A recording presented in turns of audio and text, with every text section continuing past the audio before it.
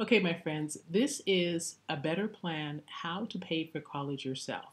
And because this is a better plan, which is all about working, saving, and investing by yourself to get to the wealth level that you want incrementally, you know that we're going to say you pay for college yourself by working and saving for the costs.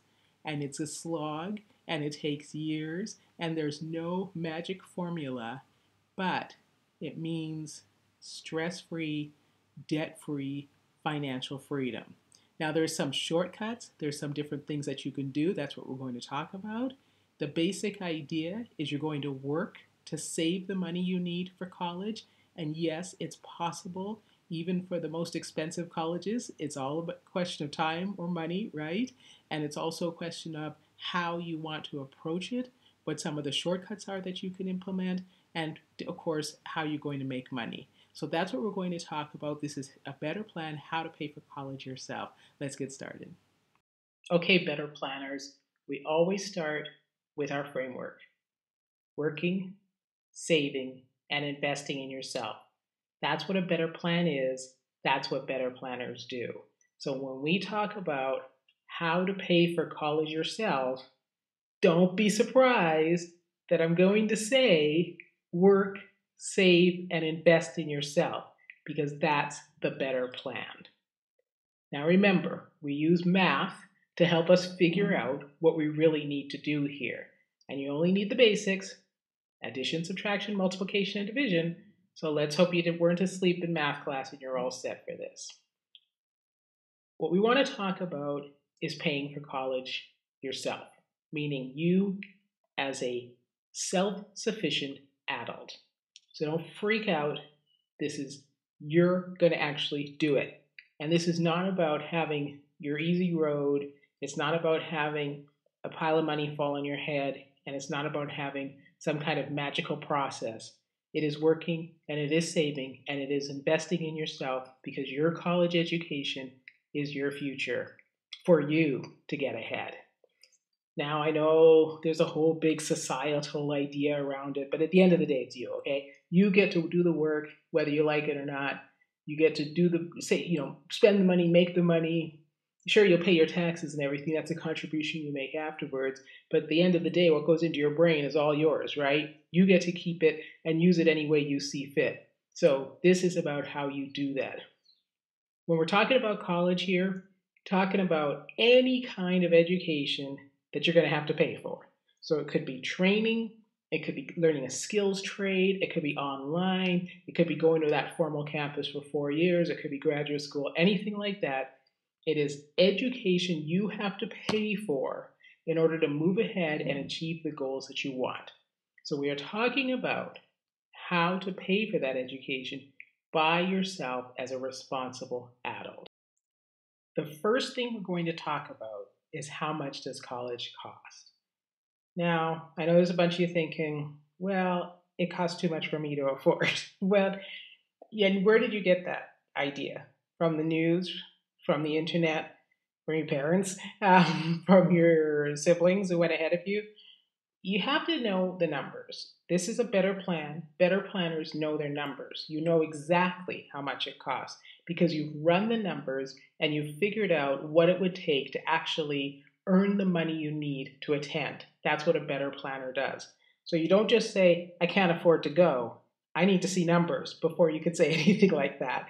And then we figure out the plan that will get you to where you want to be. That's what a better plan is. So when we talk about how much does college cost, we are talking about not just tuition, but the entire package to be there, okay? Here's a couple of examples. Again, all numbers are illustrative. These were pulled from the latest information on the various websites. Just take these as an example, okay? We're going to look at two of my alma maters. I was at a graduate school at both UCLA and Georgetown, business and law respectively.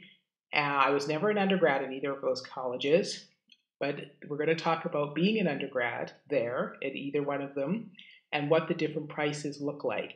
And we're also going to talk about in this video other options. So just hang in there. We're starting with this general concept of what 4 years of undergraduate university looks like for you to pay for.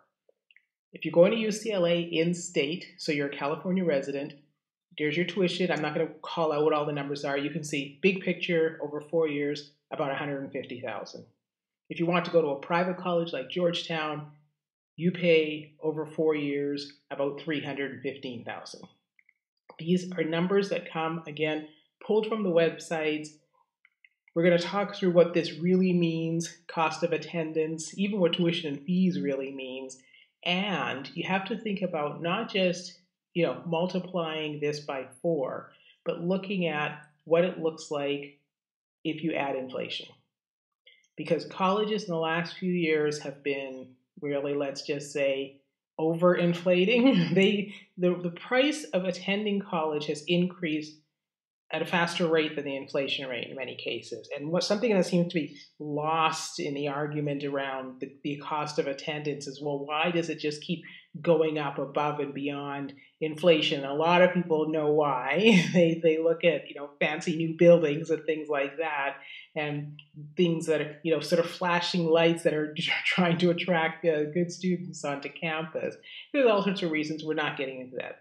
We're using numbers that are illustrative of the kinds of things that a typical person is thinking about when they want to do 4 years of college. And again, these are just these examples we're starting with. We're going to go with others. So numbers that are pulled off the websites, you can get all this information online, pick the colleges you're interested in, but calculate inflation. In this case, we went with 3% inflation. To get a general idea, we're still in that same 150 to 325,000 range, okay? When you are looking at costs, we're looking at the total cost of attendance. Watch out for colleges that kind of list their tuition per semester or per credit, because you might not need all of the credits for, a 4-year degree. We're going to talk about that. Like, where can you cut back on that? So if they are listing the cost per credit, make sure you calculate that correctly.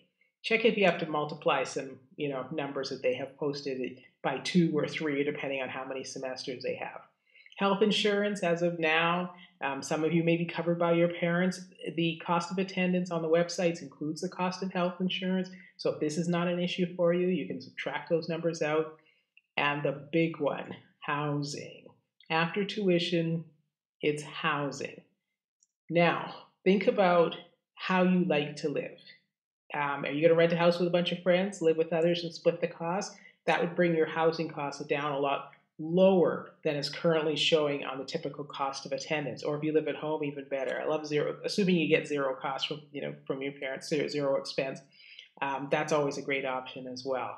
So as you're going, this is what we're doing first, is calculating the total cost of attendance for whatever education you're looking to get that you have to pay for, okay?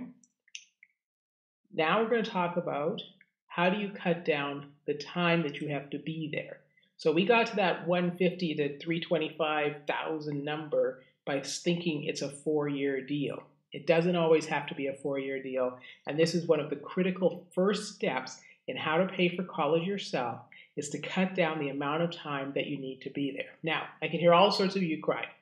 I want to go for 4 years like everybody else in history who's had such a good time, and I want that full experience, and I want to live it and everything. Okay, fine.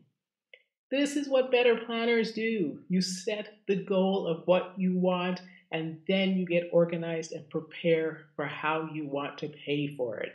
So if you want to do 4 years luxuriating on campus and enjoying yourself and calling yourself a freshman and calling yourself a senior, go ahead. Perfect. If you don't want to do all 4 years, then look at ways to cut down the amount of time that you're on campus so that you can lower your cost of attendance. So what are some of the things people do? If your school has advanced prep courses, which I hope it does, then some of those transfer to college credit. Find out early. Start looking at that in like 10th grade or even earlier. What kind of courses can you take in high school that qualify for college credit and therefore cut down the amount of time you need to spend in college? Take a look at the College Board classes online. there are a number of courses that you can take online that a lot of universities, I want to say, don't, quite a few universities will accept as transfer credit. So take a look at that. If you are very strong in a particular subject or you've already taken it in college and you can take the College Board exam and pass out of that and get full credit at college, you might even be able to cut a whole year out. And that's, of course, huge savings. If you look at the year by year, think about being able to save, between 35 and 80,000 because you've already taken a couple of courses online or at high school. I mean, that's huge. All right, take a look at community college transfer credit. Community college is a great place to start. If you're a better planner, if you've read the Better Plan book, you know that getting a early skill, like a trade skill or a skill that you could, that keeps coming back into the marketplace. If you go to community college and get that in a 2-year program, for example, and you're able to transfer those credits, again, you cut out the cost you cut out the more expensive cost of going to a 4-year college. You'll still have your community college cost, but you might be able to manage that while working, part-time. And then summer classes. You might be able to go to college before you get to, the first typical September first year and maybe take some summer classes. Once you're there, you can definitely take summer classes between years. How many of those can you use that will then add up to cutting a year or 2 off of your actual 4-year degree? So if your plan is to do a 4-year degree, but you don't want to spend the money to be there for all 4 years, take a look at cutting the time down by taking advanced prep courses in high school, College Board courses online, community college transfer credit, summer classes, and look at the colleges that you're interested in to see what else that they would accept for credit. You're trying to cut down the amount of time you're there because remember, it's not just the cost of tuition, but the full cost, housing, insurance, transportation, everything else that you have to throw in. So the amount of time you can cut down really saves you like thousands and thousands of dollars, okay? How else do you cut costs? Scholarships. Believe me, a free ride is the greatest thing ever. I don't know why you're listening to this if you got a free ride, but if you even have a chance at one, and not just the scholarships that they tell you about, but there's a lot of organizations that have them that maybe your high school's not aware of, but you qualify for because of whatever connection. Do your research. I mean, I don't know, scholarships and grants, I think you just need to do your research, and there might be, even if, a couple grand always helps, right? Don't let it disappear. Work study, research projects.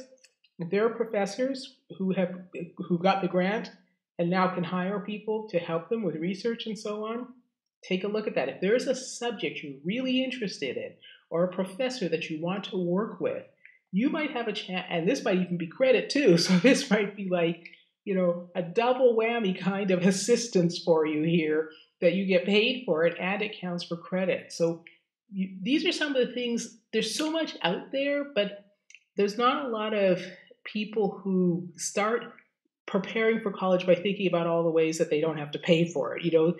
People just think loans. If they don't have wealthy parents or they're not an athlete or an artist or a straight A student who's bound to get all the scholarships, they think, well, I'm just going to have to pay for it.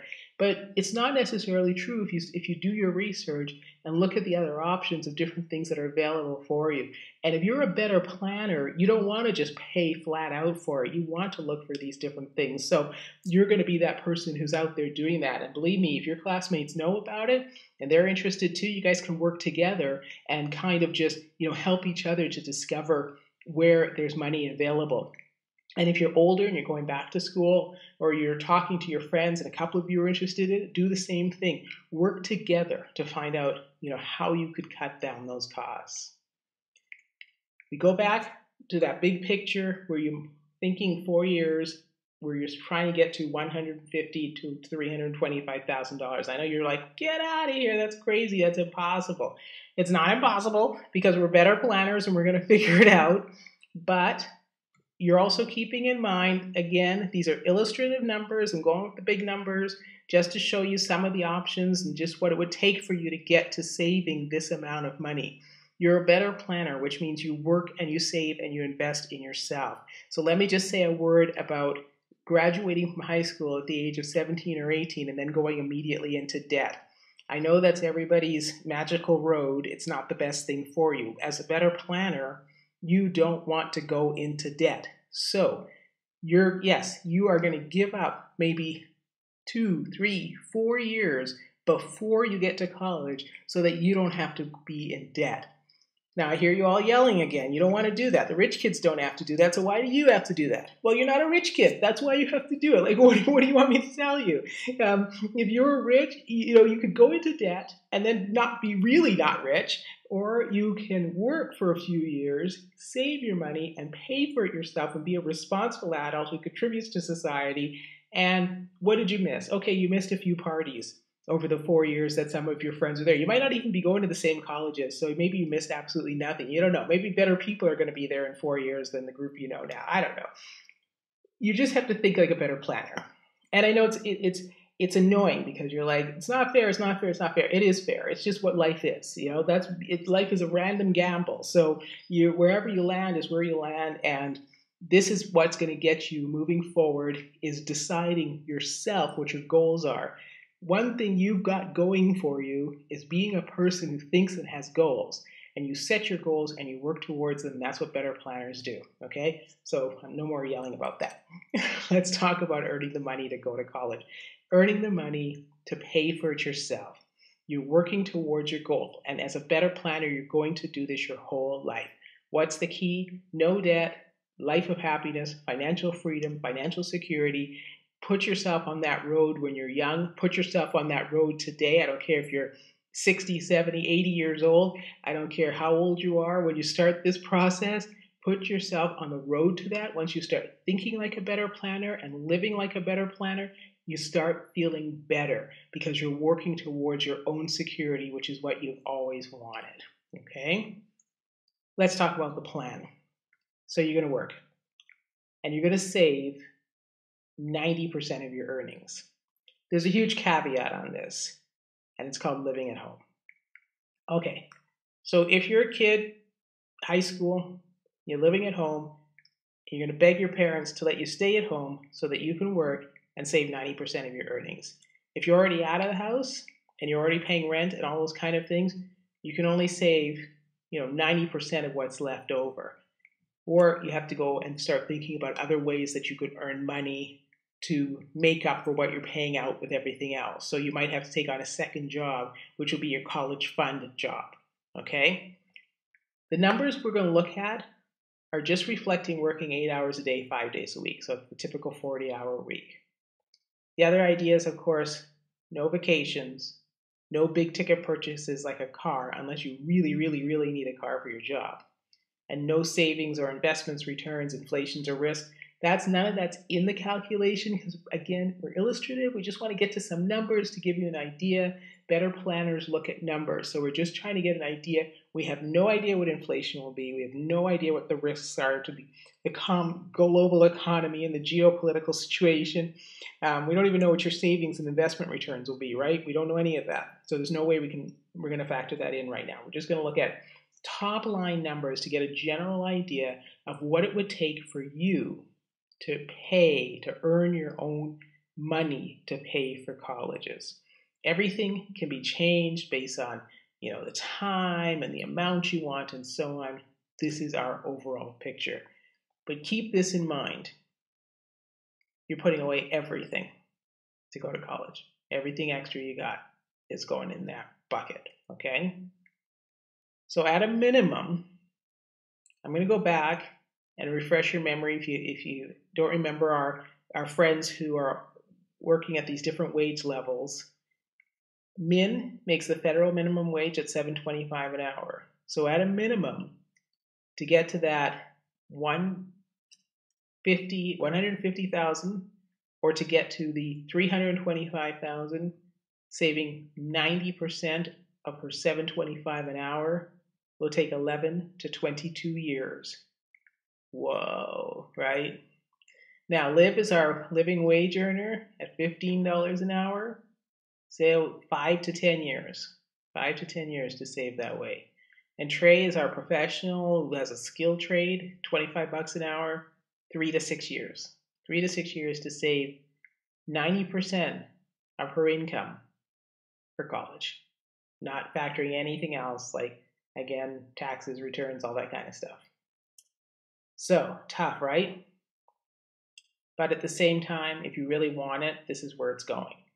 Now, you have to think about which one of our friends is here. You notice obviously Madge is in here. That's our professional with a licensed credential, like a doctor or a lawyer or an accountant. She went off to college. She's not in this picture. The other three are here, and they're trying to figure out how many years. What is Min going to do? Work 11 years at $7.25 an hour, not trying to live off of just 10%. So this is where we always start as a better planner. Realistically, looking at numbers, looking at what's really important, trying to figure out exactly what you need to do. So technically you can afford to go to college. The question is when. The question is when, depending on how much you're earning. And then we're also talking about just a 40-hour week here. So what can you do? Mentioned how all those numbers, if you have questions about how we get to the numbers, just leave a comment. We'll answer the comments or send an email, contactcase@readyentrepreneur.com. But we're talking about 90% of the expected wage, 40 hours a week, 52 weeks of the year, no vacations. There are other costs, absolutely, especially work-related costs, your certification, your uniform, your transportation, all of that. Again, if you're paying all of that, it's the 90% after that's left over. And if you only have the 90% after, then these numbers are higher, right? So if you have costs that go beyond 10% of your earnings, including taxes and everything, these numbers are higher. They'll take you longer to save $150,000 to $325,000 to pay for a 4-year college. Okay? So how do we cut the time down? You learn a trade in high school. You can see Trey has 3 to 6 years, depending on what kind of college she wants to attend. This person is in the best position. If you learn a trade in high school and you come out and you could be earning $25 an hour for 3 years, then you're good to go. That's a great situation. So think about that. Take 2 or more jobs. So instead of working 40 hours a week, you work 80 hours a week, you cut down the time in half. Okay? Monetize existing assets. Airbnb, that spare room in the basement, maybe it's time to put that up and collect out those funds, put it in the college fund. Rent out your fashionable clothes, put that in the college fund. Monetize your knowledge. Teach something you know. Teach people how to be better planners. Then you could put that in the college fund.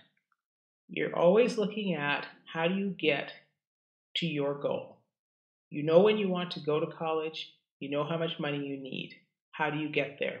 And what do you have to do? What kind of earnings can you get that will work for you so that you can build up that fund? One thing you can do is add weekends. You can add another 16 hours just on the weekends and look how much time you cut out of saving. Now, I know you're crying again, like you're going to work 7 days a week. But here's the thing, it's temporary, right? Even for Min, if Min's trying to get to that public university, 4-year college, it's 8 years of work. I know what you're saying, that's crazy, it's 8 years of work, but it's not, because you work those 8 years, you get the money you need, you pay for college, you're done. Remember, when she comes out, she's over here, she's off the page, because she's going to be college educated and should be earning a professional salary out here somewhere and make up for all this. If you stay down here, we've looked at these numbers before, they're not great, right? You've got to make that jump into the higher wages in order to move yourself along. If you were in high school and took that trade profession and got to that $25 an hour, then you just got 2 years and you're joining everybody at a 4-year college, but you actually can pay for it and you're not going to go into debt in the end. So this is what we're doing. We're saving the money. Working extra. It's temporary. You think it's mean, you think it's awful, you think it's not fair. It's life. This is the way things go. I'm assuming you're listening to this because you don't have $1,000,000 sitting in the bank. So that means, what are your options? Go with what's realistic. It's not realistic to sit around hoping for a miracle. It's realistic to start working, saving, putting away as much as possible. Set your goal and save towards that goal. Okay? What are the biggest factors?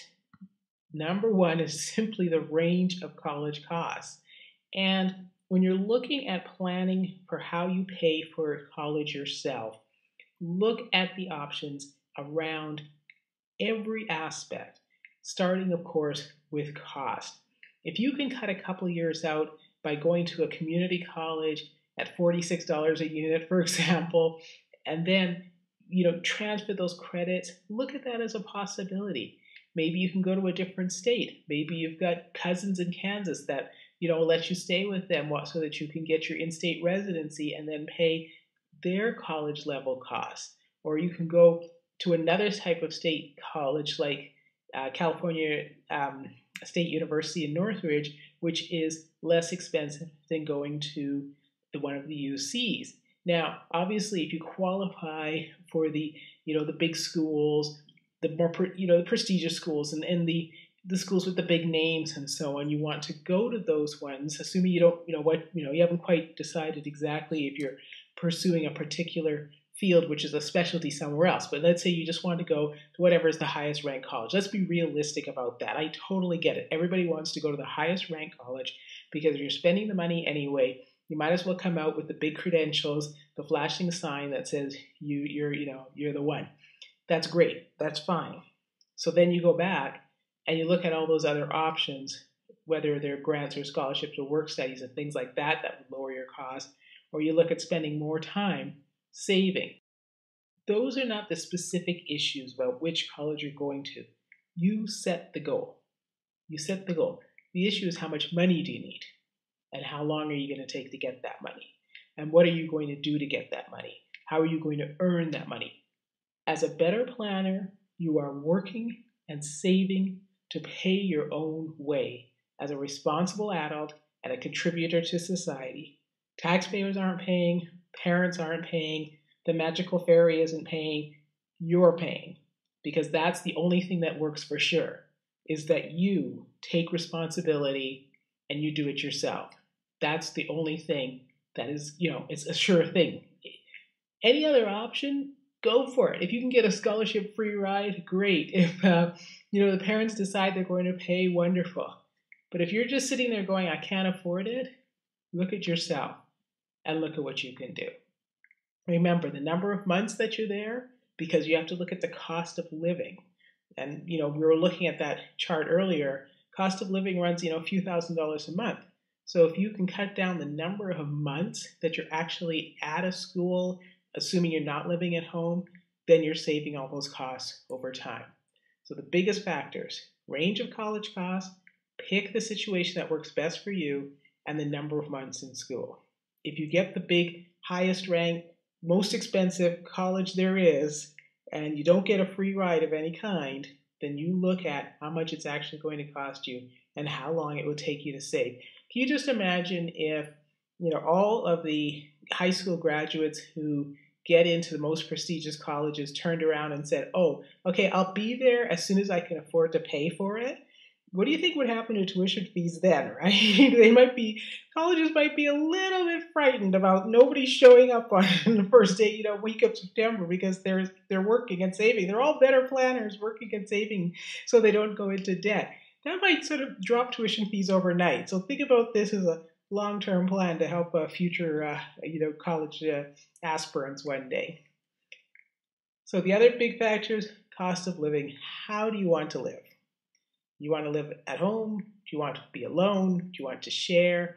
Do you want to be in a mansion? Do you want to be in a one-room studio? There are so many options in most places where you're going to go to college. There are just a lot of different things that you can choose from, and that has a big effect on what your costs are. So you decide what kind of person you are and how you think you're going to manage it. You might try sharing in year one and not be prepared to do that by your senior year. You know, it's hard to say how you're going to feel about it once you're into that whole process. But you have to think about the cost. So as you're doing your calculations, if you know for sure there's no way you're going to share, then do your calculations of what it would be like to have your own place, whether that's a dorm room or an apartment or what have you. Transportation is your next big cost because you might have to have a car and then you have all the costs related to your car. You might be living at home, but then be far from campus. You know, maybe your family home is out in some residential area that's not near the university, but it's still cheaper for you to live at home. So you're going to have to factor in transportation costs. And that can have a huge effect because when you look at the cost of living allowance that they give for college, like a first year undergrad, and it will say, $2,000 for transportation costs. You're like, well, I'm living at home. I don't have that $2,000. So that adds up. That's $8,000 over the 4 years that you don't need. So make sure you cover that. Make sure you decide what you're doing. Are you near campus or are you commuting? And then health insurance, as I mentioned before, if you're covered by your parents or maybe your job. Maybe you've had a job for a while that actually pays health insurance. And you hang on to that job as a part-timer and maybe still get health insurance covered, then you don't have to worry about it for college.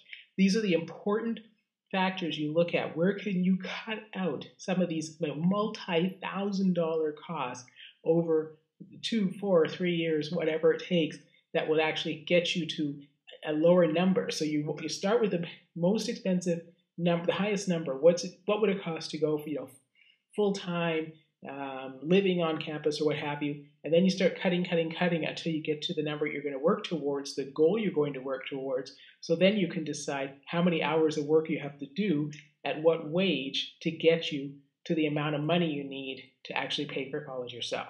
Okay? Following? Good. Mix and match the variables. I repeat, this is not a simple process. This is not a get to college as cheap as possible process, as fast as possible. This is also not graduating from high school and going into debt, which is even better, right?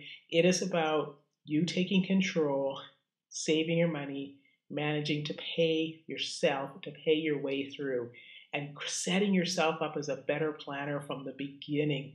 If you're able to do this, you'll be doing it for the rest of your life, and then you can just imagine what kind of a nest egg and what kind of security you'll build for yourself over time.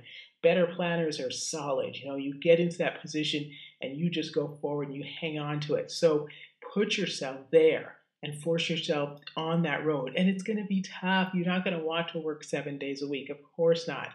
But remember, it's temporary. And when you're done, you then could be at that higher wage earning level that gets you where you want to go over time. You can also think about maybe you're going to start your own business. Maybe you're going to do something online for a while. Maybe that's going to get you the money that you need. That's awesome. I support that 1,000%. Ready, entrepreneurs? Let's hear it for you guys too. But as long as you have a plan, better planners have a plan. So if you've got that business going, maybe you're working part-time now, you're working on your side hustle online, set up that college fund and put all that money in there. But don't say you can't afford it. Well, how much money do you need and how long will it take you to get there? That's the key. Think debt-free. Having no college debt just will set you up for life. You don't want to have that. Think about your classmates walking out of college with $100,000 debts and higher, and you're going to be the one who walks out debt-free. Even if you start later, you walk out debt-free, and then you'll probably just be debt-free for life because that's how you want to run things. You might get a home mortgage, but then pay it off quickly, but you just won't be drowning in debt like so many other people will be. And you set yourself up for the life of happiness and, the certain joy that comes with that if you can get this done. So this is a better plan. Always remember, you can go back to the book. If you want to take a look at the details, you can get a better plan by Case Lane wherever ebooks are sold. And on my website, I've got a deal for you there, readyentrepreneur.com/a better plan book. That's where you can get a copy at a discounted price. If there's any questions you have about it, of course, comments here in the video, or send me an email, contactcase@readyentrepreneur.com. I'll respond to everything. I want to know what you're thinking and what some of the other issues are that you see coming up. As we go through the Better Plan video series, we'll cover some of the big scenarios that come up in the book, which are kind of, the chronological path that a better planner would take if you started in ninth grade. And then if you didn't get a chance to start in ninth grade as a better planner, what do you do if you're already out there in the world working in debt, kids, house, everything else? Where do you go? We'll get to all of that as well. Thanks to all the folks who provide free services online so we can create these videos and be better planners at the same time. Always appreciate that. We'll see you in the next video.